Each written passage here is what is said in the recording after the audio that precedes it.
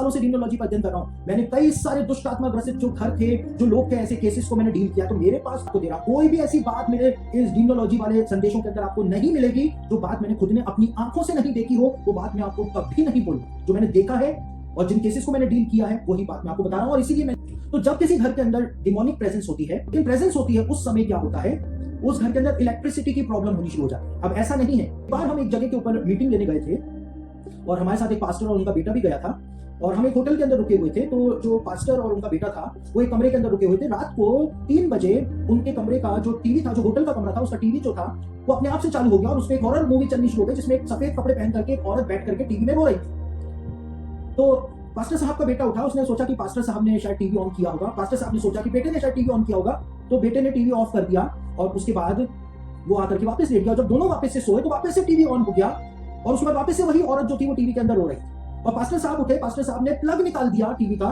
लेकिन उसके बावजूद वो टीवी जो था वो चालू था और वो पिक्चर चल रही थी जिसमें वो सफेद कपड़े पहन करके जो औरत थी वो बैठ करके रो रही थी। उसके बाद पास्टर साहब समझे और उन्होंने टीवी को पकड़ करके यीशु मसीह के नाम से कमांड दिया तो टीवी बंद हो गई। आपको लगेगा कि मैं झूठ बोल रहा हूं, और देखिए वो सारे लोग जो कहते हैं कि ऐसा नहीं होता है, आप किसी हॉन्टेड हाउस में जाकर के एक दिन बिता लीजिए, आपको विश्वास हो जाएगा, आपको पता चल जाएगा कि ऐसा होता है या नहीं होता है। यीशु मसीह के नाम में कितना सामर्थ्य है, यीशु मसीह के लहू में कितना सामर्थ्य है, परमेश्वर के वचन में कितना सामर्थ्य है, अगर आपको जांचना है आप किसी हॉन्टेड हाउस में जाकर के रह लीजिए, आपको पता चल जाए।